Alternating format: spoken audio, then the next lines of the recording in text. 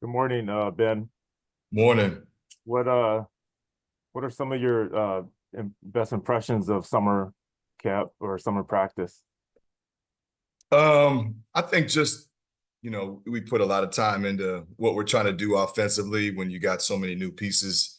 I always think that's the kind of the hardest thing to get synced on. And I think our guys did a really good job of figuring out, just like stylistically how we're going to play offensively. And it gave me an opportunity to kind of tinker with, what I like, what I didn't like, what guys can do. And I think, putting guys in the best position and kind of, versatility. So I just thought they just did a really good job of being able to pick up on stuff. And we had a lot of improvement from the first week to the eighth week. And that was good to see.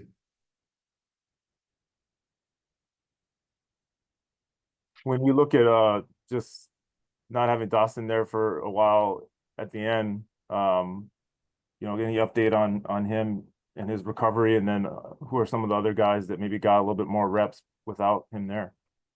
Yeah, no, he's doing really good. I mean, if you see him now, I mean, he's bounced around the gym. I know he'll be ready to go. And the positive part of it is he probably did need a little bit of rest, so it was good to get him off his feet and rest him a little bit. And he did spend a ton of time in the weight room, just getting bigger and working on ball handling and being able to observe and kind of view practice as a coach. So I thought that was really good. But then it also, like, I obviously know what he can do. And this is a big summer of trying to figure out what other guys could do. So it was a really good opportunity for the new guys to have a bigger stage, a bigger platform, get way more reps, way more run. It was good for our team to not have to rely on him and figure out who the second, third, fourth, kind of leader type guys could possibly be. And so, I think everybody benefited, but especially obviously our front court players. I thought KB took big advantage of it. He's done a really good job this whole summer of taking his game to another level, which is a good thing because he puts in so much work. And then obviously again for all the new guys to come in and just be able to steal all those reps was good. Can you expand a little bit on Caden and what some of the things that he's done to take his game to another level? Yeah, I think the first thing is just his body. He's done a really good job in the weight room. Did a good job this spring and summer with just his body composition. And he's always worked on his game, and so now he's got a true opportunity. And I just think he's been confident, and he's really done a good job when we've gone live throughout the entire summer of being confident, being aggressive, not just being a guy that shoots threes, but can drive it. Can make plays in transition, can defend, versatile defender and defend multiple positions. And he's been a guy that you notice, which is what you want. I mean, he's putting his nose in there. He's getting 50-50 balls, getting rebounds. And those are good things that you want to see from a guy that I think can have an impact because he's going to play hard and he's got, really good size. Ben, you talked about leaders on this team. How have things kind of shaping up with that new backcourt of yours? Yeah, I think pretty good. We obviously have a ways to go, just because again, that stuff takes time. But I think we've got guys that have a pretty good skill set and a pretty good IQ, and it helps when they've got over 70 games under their belt, and some guys over 100. With just knowing how to play basketball. And so now it's just, putting them in our system and how we want to play. That's obviously different than what they've done in terms of expectations, and get them confident in that. I think that's the biggest thing is getting guys confident in, who we need and want them to be, which could potentially be new roles. And I think they've grown through the 8 weeks in that. And I think they have a really good understanding of, my expectation and just how we want things to look. Ben, what do you sort of see out of your backcourt? I mean, obviously you sort of know what you have with a guy like Mike Mitchell back, but just what do you see with some of the other guys like Brennan, like Patterson, even Isaac Asuma? What do you see out of those guys so far? I think the best thing for Isaac is, he got pushed every day. I mean, this is the deepest team that I've had, not close. And so for Isaac to not have any reps off all the time and kind of get beat up, I think it was good for him. And he's gotten better because of that. You know, he's a guy that's a high IQ player, has a really good feel, but now he's learned how to play with physicality because he's been forced to. You know, he's been, you know, able to handle the ball versus pressure because he's been forced to against older guys because he's been forced to. And because of that, again, he's had a huge summer in a good way. You know, Brennan's a player that obviously, you know, we loved from the start, came from an NCAA tournament team, really good athlete, has a unique ability to score the ball in different ways, not just catch and shoot, but, you know, can play off the bounce. But he's got just athleticism that we needed. And now we're just working on him being even more aggressive. And I think Femi is a player that's just like a Swiss Army knife. I mean, he can play multiple positions from the 1 to the 4. You know, really good feel in the ball screen, really good feel in pick and roll. But a guy that again has played at a high major level at 2 different spots with, you know, Pitt and Seton Hall. So he understands it, he knows it, he sees it. Really good defensively. TC, you know, a player that came in late but has worked his way into the mix. And I think a guy again that played for a really good coach and a really good team at Toledo. Has played over 100 games. Was, you know, second team all league. Just has a really good understanding of how to play. Can do multiple things. And another guy that's like Femi, that's versatile. Can play 1 through 4. And then you got Lukai, again, same thing, whose game is just every year, in my opinion, gotten better and better. And, you know, should be really confident coming off the last year that he had at Charlotte. But can play on the ball, can play off the ball. And I think that's what's really good, especially with, you know, all of our perimeter guys, is that, you know, nobody's locked into one position. And that versatility, we need to find ways to make that a positive thing for us, and be able to keep teams off balance and to make us really potent offensively. Ben, how would you describe losing Pharrell to the portal? And then how do you feel like Frank can fill that void in post?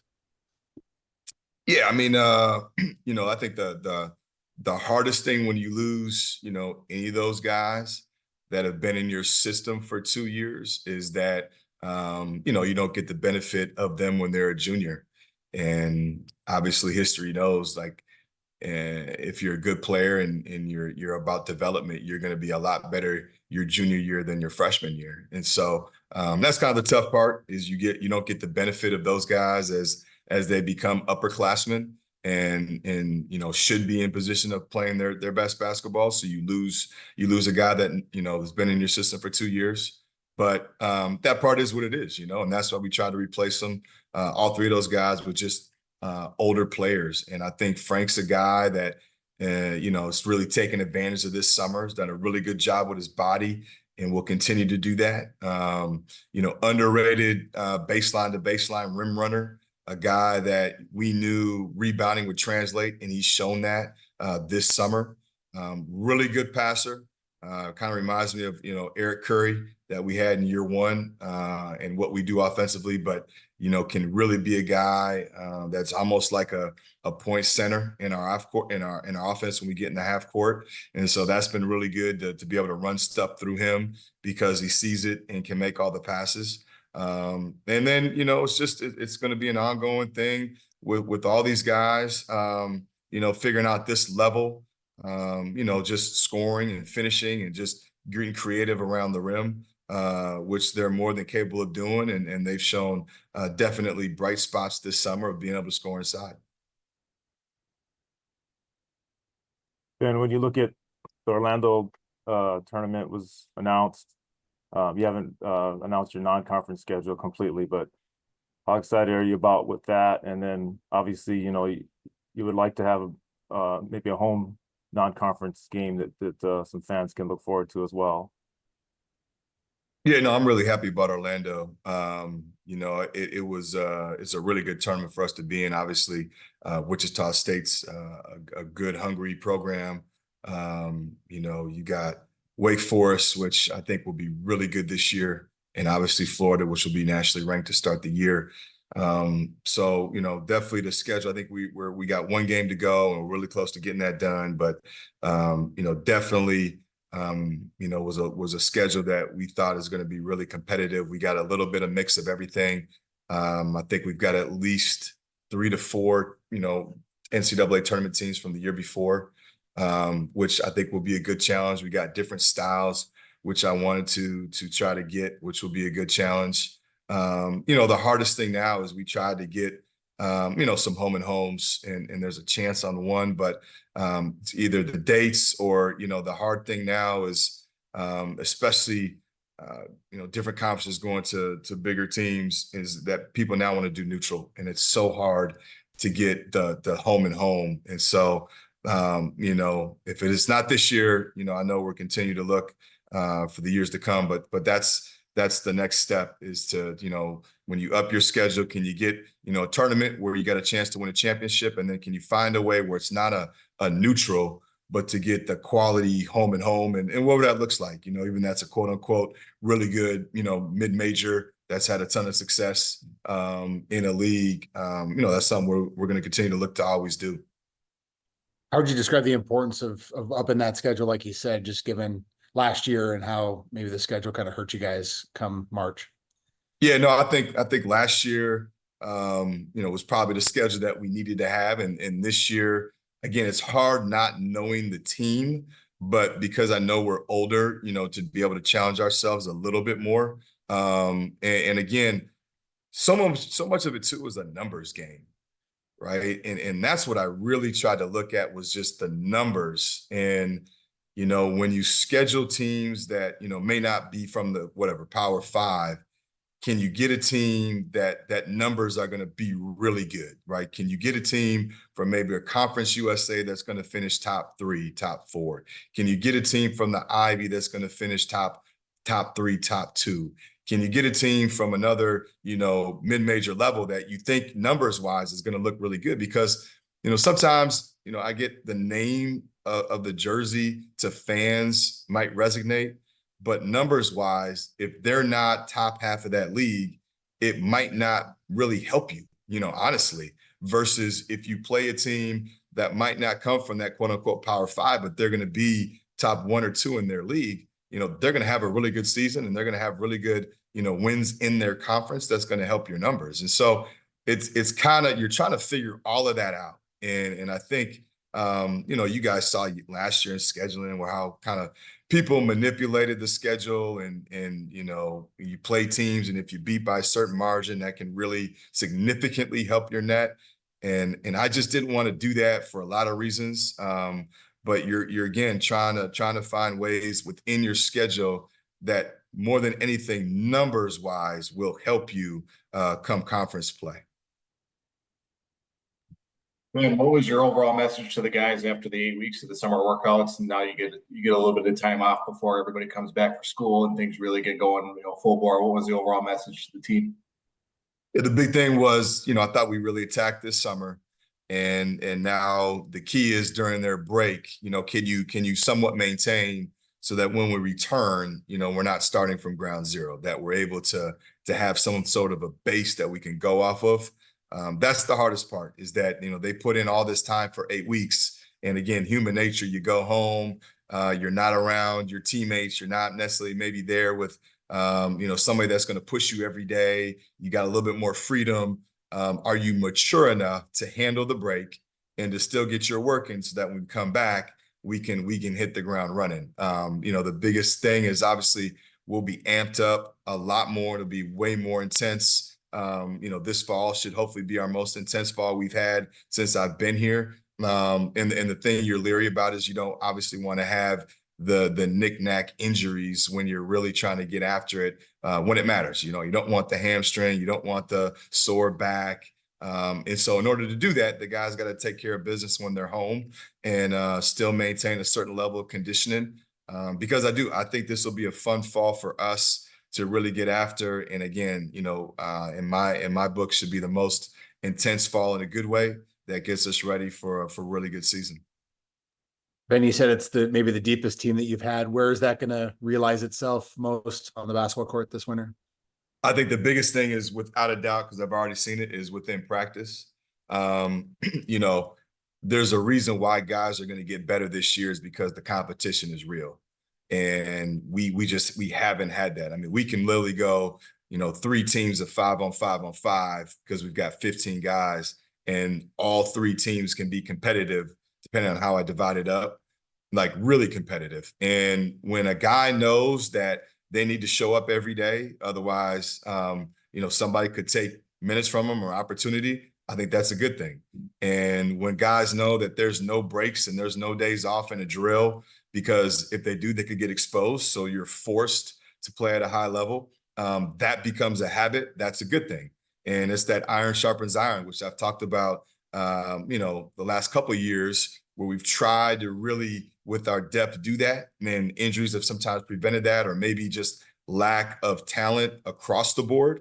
But now, I mean, we've got across the board guys that are really going to compete for minutes, and I think that's a great thing, as long as we embrace it the right way, which I'm pretty confident that we will. But that's what's exciting, because I think when you have the opportunity like that to get better in practice every day and to push guys every day that way, that's going to translate to guys getting better and just making the environment more competitive, which hopefully will translate to the games.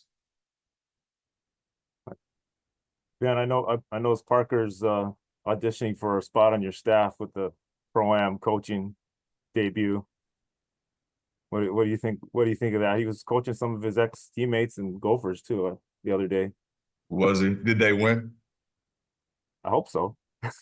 Yeah. Yeah.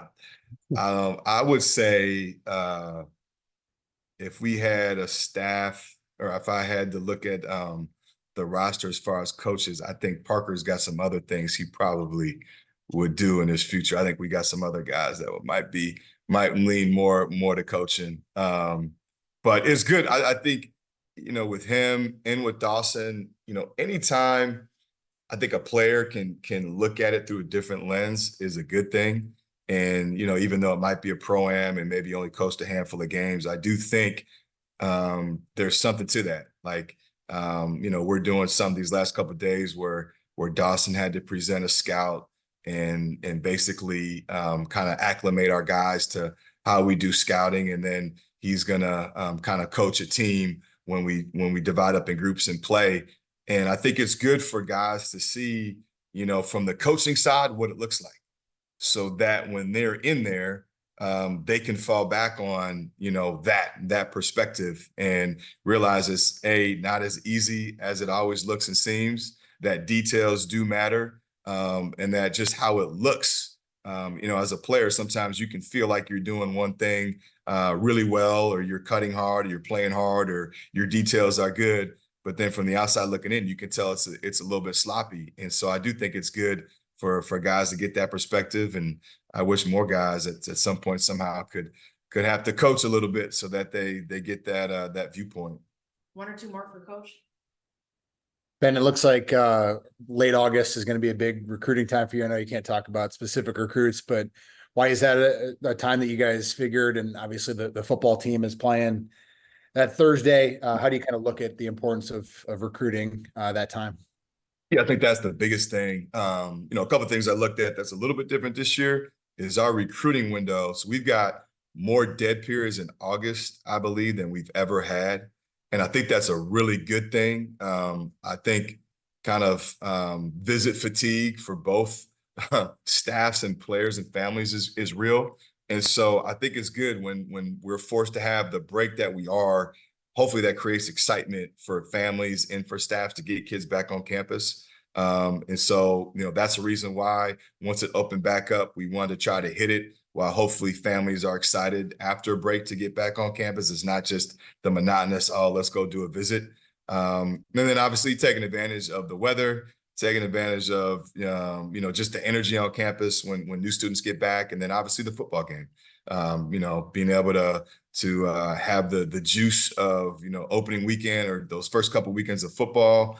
Obviously the first one, I believe, national TV with Fox, playing a really good opponent.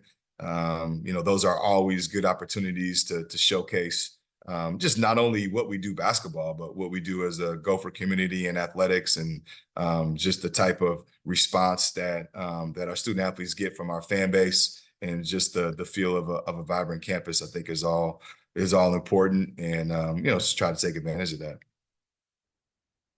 Ben, can you explain the E squared shirts?